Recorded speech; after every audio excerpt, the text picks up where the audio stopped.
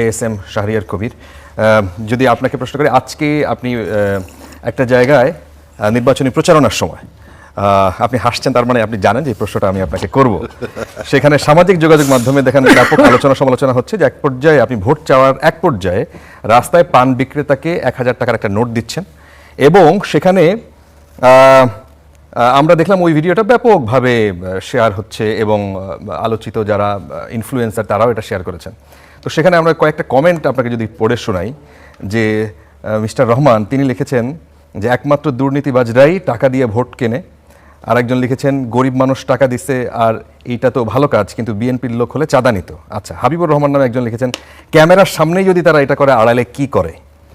জুয়েল নামে একজন লিখেছেন যে একজন গরিব মানুষকে হেল্প করা ভালো কাজ, কিন্তু নির্বাচনে ভোট চাইতে গিয়ে এইভাবে ভোটারকে প্রকাশ্যে টাকা দেওয়া আইন বহির্ভূত কাজ।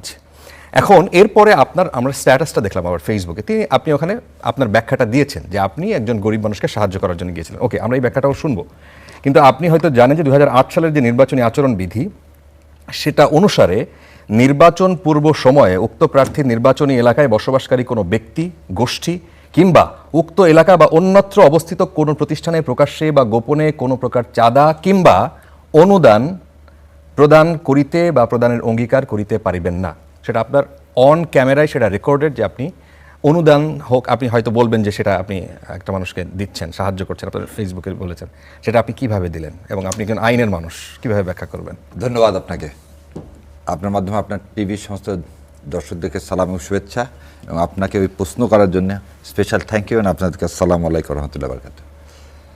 আজ সকালবেলা একটা ঘটনা হয়েছে। সকাল 10টার সময় থেকে আমি প্রতিবাদে লিপ্ত হলাম যে মোবাইল ফোন 400 গজের মধ্যে নিষিদ্ধ করবে। এটা যদি তারা আজকে 5টার মধ্যে উইথড্র না করে তাহলে কি করা হবে, আগামীকালকে নির্বাচন কমিশন ঘেরাও করা হবে। হুমকি দিয়েছিলেন কোথাও? হুমকি না, এটা আমি বক্তব্য প্রচার করছিলাম, এই নিয়ে আমি দৌড়াচ্ছিলাম সকাল থেকে। আচ্ছা, তারপর থেকে বোধহয় তারা বাতিল করেছে বিষয়টা। আচ্ছা, তাহলে তারপর আমি তারপর আজকে জানেন যে একটা র্যালি ছিল। শনিবারে আমি একা গিয়েছি কোথায় মিরপুরে, এবং সেখানে আমি বিভিন্ন মানুষের সাথে কথা বলছি, এবং কথা বলার এক পর্যায়ে আর যদি দেখেন আমার দুইটা একই জায়গায় ঘটনাটা হচ্ছে ওই লোকটা, আমি কথা বল দাঁড়ায় জিজ্ঞাসা করলাম, মুখ খুব মলিন, ও কোনো স্টল না, ঘাড়ে হচ্ছে ওই যে কিছু পান আর সিগারেট নিয়ে যারা ঘোরে সেরকম। তাই বললো কী ব্যাপার, তো বলল সারাদিন তেমন বিক্রি হয়নি। তো এই বিক্রি হয়নি, ওকে এটা এনকারেজ করতে যে ওর কথাগুলো দেখবেন যে ও বলতেছে সরকার ভালো অবস্থায় নাই, সেই জন্যে আমি বললাম আচ্ছা ঠিক আছে। তো আমি কথা বললো, ওর কাছে কিন্তু আমি কোনো ভোটও চাইনি, ভোট তার কোনো ব্যাপার। আপনি একটা লিফলেট দিয়েছেন, কিন্তু না আমি বলতেছি আগে দিছি, সেটা কথা বলার আগে ওকে প্রথমে দেওয়া হয়েছে। আপনি যদি দেখেন ওটা, যখন আমি কথা বলতেছিলাম, আমি এটা দেখাই আপনাকে। কেন আতঙ্ক কিসে রাগ করতে হবে, তাই কেন আতঙ্ক কিসে? আচ্ছা দেখেন তো, আচ্ছা একটু জুম করে আমরা যদি দেখাইতে পারি, জুম করে একটু দেখেন। আচ্ছা হ্যাঁ, না আমাদের হাতে দেখেন অনেক, ওর হাতে আগেই দেওয়া আছে, আমি দিচ্ছি না, কিন্তু আবার প্রথম থেকে দেখেন, আমি এই প্রথম থেকে দেখেন, আমি কিন্তু জুম করে দেখেন, আমি কিন্তু ওকে কাগজ দিইনি একদম। আমি যদি আবার দেখেন, আপনার জুম করে দেখেন, আমি কিন্তু কোনো কাগজ দিইনি। না, তার হাতে কাগজ আছে, কিন্তু টাকা 1000 টাকা না দেখেন না, ওটা টাকার কথার আগে দেখেন। আচ্ছা জি, আমি যেটা দেখাতে চাচ্ছি, আশঙ্কা কি, ভয় কি, লোকটা ভয় পাচ্ছে দেখেন। জি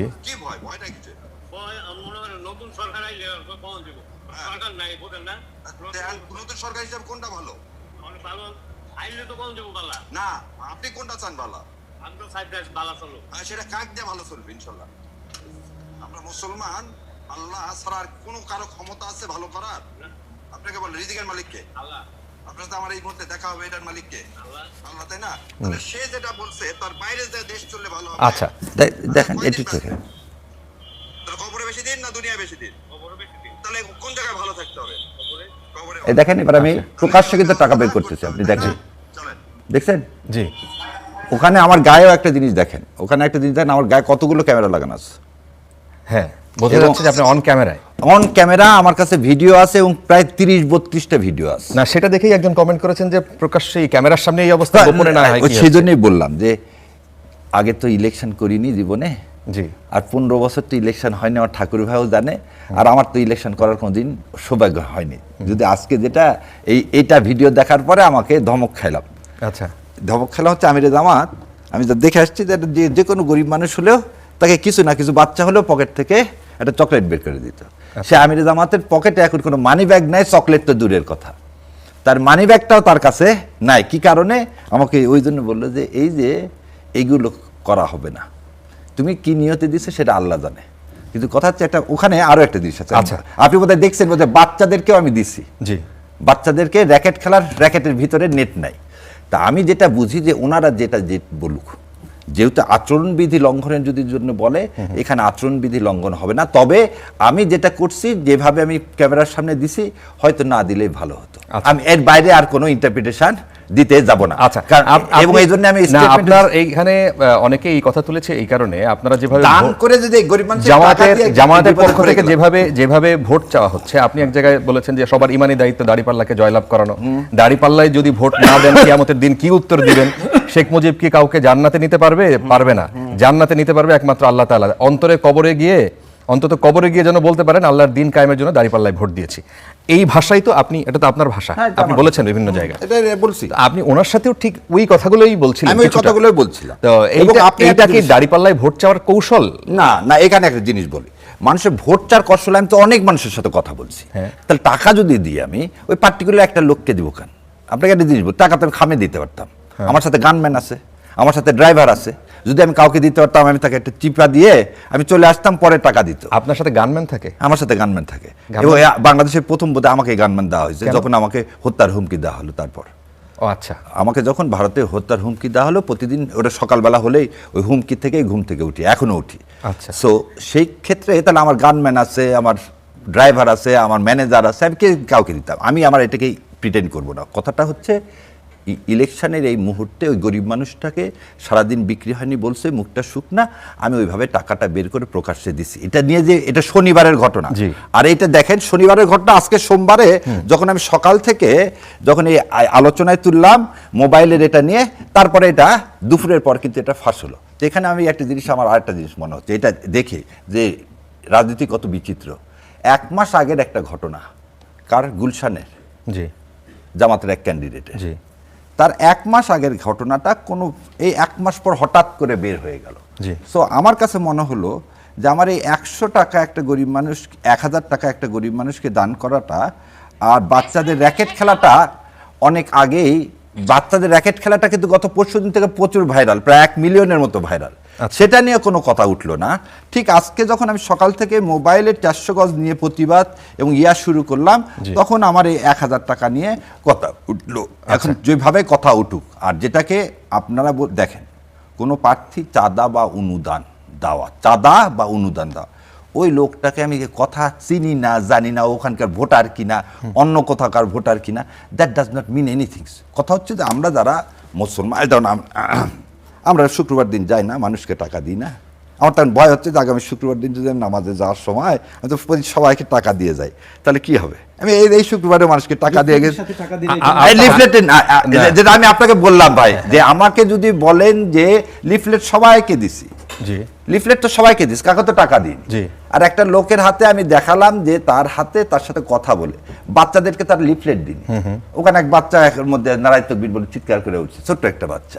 তাহলে কি হবে? ওখানে বালুর মিস্ত্রিগুলো। তবে এটাকে নিয়ে যে ন্যারেটিভটা তৈরি হয়েছে, যখন প্রশ্ন হচ্ছে যে যখন আপনারা এইভাবে ভোট চান, আমরা এটার সাথে ভোট চাওয়ার কোনো সম্পর্ক না, ওর কাছে আমি ভোট চাইনি।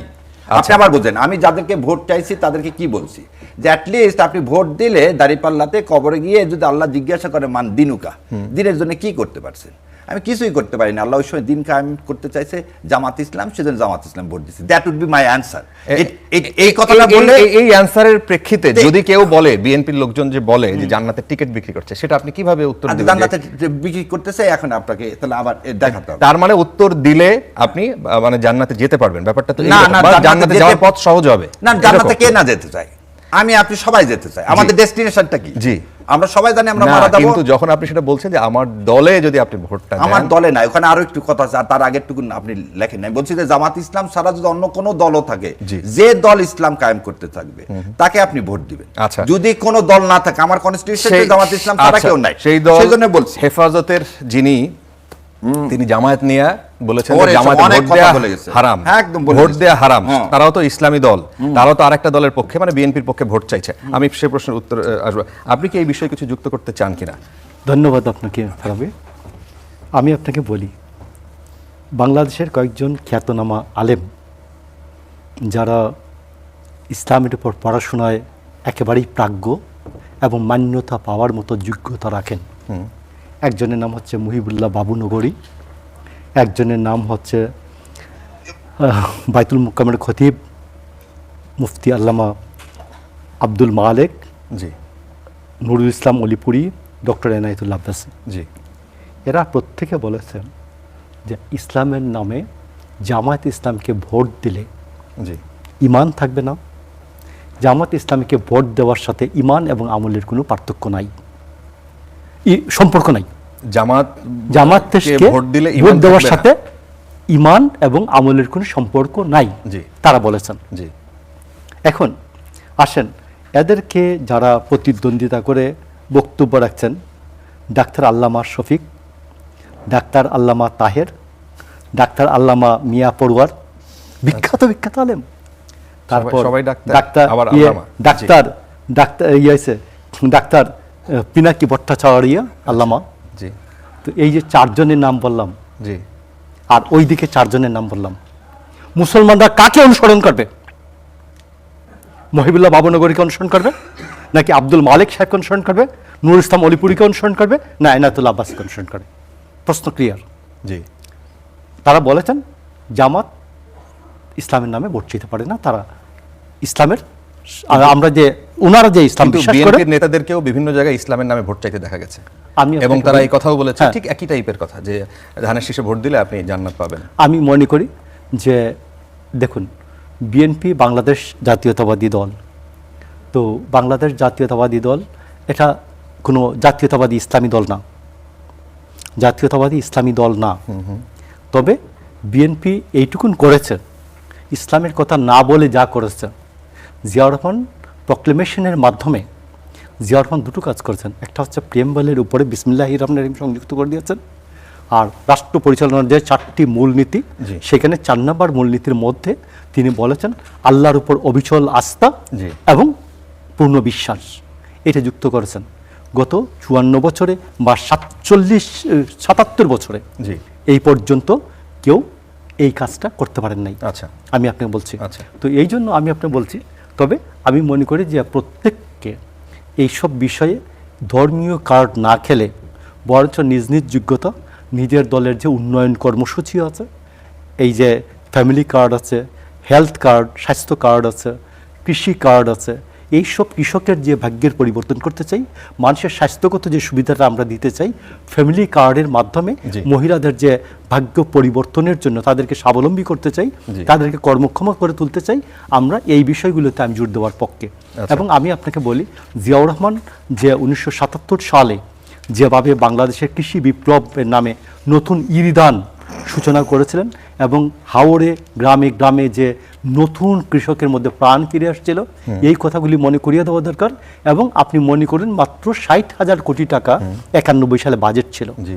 জিয়াউর রহমান দেশনেত্রী বেগম খালেদা জিয়া ক্ষমতায় আসার পরে 5,000 টাকা পর্যন্ত কৃষি ঋণ সুদে আসলে জি। মাফ করে দিলেন। এতে রাষ্ট্রকে ভর্তুকি দিতে হয়েছে 20,000 কোটি টাকা, এবং 20,000 কোটি টাকা মানুষের বিফলে যায় নাই, এবং কৃষকদের মধ্যে নতুন প্রাণের সঞ্চার হয়। আমি মনে করি আমার যেহেতু পজিটিভ অনেক কথা বলার আছে, পৃথিবীর উপরের অনেক কথা বলার আছে, জি। আমি কবরের যে ব্যবসাটা আছে, স্বর্গে যাওয়ার ব্যবসা, জান্নাতে যাওয়ার ব্যবসা, যেটা মাটির নিচ থেকে শুরু হয়, জি।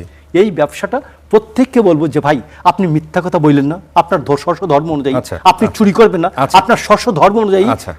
জান্নাতে যাওয়ার ব্যবস্থাটা করেন, স্বর্গে যাওয়ার ব্যবস্থাটা করেন, আর পৃথিবীতে কাউকে ঠকাইন না, মিথ্যা কথাটা বললেন না। আচ্ছা। স্রেফ দুইটা কথা হইলে আমি মনে করি যে বিএনপির সাথে কেউ কোনো প্রতিদ্বন্দ্বিতায় দাঁড়াতে পারবে না। আচ্ছা, অনেক ধন্যবাদ। শাহরিয়ার কবির, আপনাকে যদি একটু অ্যাড করি ভাই, মহিবুল্লাহ বাবু নগরীর কথা বললেন, আর কে যেন একজন বড় আল্লামা বলছিল শেখ হাসিনাকে কাউমি জননী বোধহয়, জি তাই না? জি। সেটা বোধহয় মহিবুল্লাহ নাগরীরাই বলছেন। আমি আপনাকে হেফাজতের- দায়িত্বের সাথে নিশ্চয় বলছি যে মহিবুল্লাহ বাবুনগরী এই কথাটা বলেন। হেফাজত ইসলাম বলছিলেন না? আচ্ছা, বলেন। যাই, আপনি মহিবুল্লাহ আপনি নাগরী কোন বলেন, বলে? মহিবুল্লাহ বাবুনগরী বলেন। না না, আমি বললাম যে হেফাজতে ইসলাম বলছে না বলেনি, হেফাজত ইসলাম বলছিল। আচ্ছা, আপনি কারেক্ট করে দিচ্ছেন, সেজন্য ধন্যবাদ। আর একটা কথা, বাংলাদেশ জামাত ইসলাম সবসময় কিন্তু ইসলামের কথা বলে, হঠাৎ ভোট আসলে কিন্তু বলে না। এটা একটু শোনেন তো। আমরা বলেছি যে আমরা শরিয়া আইনে বিশ্বাস করি না। আমাদের সংগঠন করে দেখবেন শরিয়া আইন বিশ্বাসের তো কথা ব্যাপারটা নাই কোথাও। আমরা তো ওনারা চান ওনারা করুক, আমরা কমিটেড, আমরা অঙ্গীকারবদ্ধ যে এই দেশে আমরা কোরআন ও সুন্নাহর বাইরে কোনো আইন আমরা করতে দেব না। এটা আমাদের কমিটমেন্ট। তাহলে আমরা শরিয়া আইনে বিশ্বাস করি না। আচ্ছা। আমাদের সংগঠন তাহলে প্রথমটায় বললেন উনি শরিয়া আইনে বিশ্বাস করেন না, আপনারা শরিয়া আইনে বিশ্বাস করেন, আপনারা করেন। আমরা তো শরিয়া আইনে বিশ্বাস করি এবং সেটাই করার চেষ্টা করতেছি। উনি আবার হঠাৎ করে এসে কি বললেন, ইলেকশনের আগে, এবং দুইটার ছবিটা দেখেন, দুইটার ছবিটা কি, একটার ছবিটা কি, একটাই কি দেওয়া আছে, আমি কাকে অবমাননা করব। ভাই যেভাবে বললেন পীর সাহেব, আমি ভাইকে খুবই শ্রদ্ধা করি, এবং ভাই যেভাবে বলেন আমার খুব একদম প্রিয় মানুষ। আমি আস্তে আস্তে গাড়িতে বলতেছিলাম যে ঠাকুর ভাই আছে, আমি অ্যাটলিস্ট নিশ্চিত যে আমি কিছু শিখে আজকে বাসায় যাবো। সো এইভাবে না, কথাটা হলো যে কেউ কারোকে জান্নাত দিতে পারে না, আল্লাহ ছাড়া কেউ না। আমরা চেষ্টা করার মালিক, তার বাইরে কিছু না। আর আমি যেটা সব জায়গায় যেটা বলি যে বিদায় হজের ভাষণ অনুযায়ী আমার আপনার প্রত্যেকের দায়িত্ব যে তার মেসেজটা পৌঁছায় দেওয়া। আচ্ছা। আমরা সেই মেসেজটা পৌঁছাবো। জনগণ ভোট দিবে। যেমন আমাকে একদিন বলা হলো, ধরে নেন আমি বেহেশতের টিকিট বিক্রি করি, আমি যদি বেহেশতের টিকিটই বিক্রি করি ভাই, তাহলে তো আমাকে মানুষের টাকা দেওয়ার কথা, আমি তো মানুষকে টাকা দেবো না। আমি যদি কোনো কিছু বিক্রি করি, আপনি না, আমি বিক্রি করা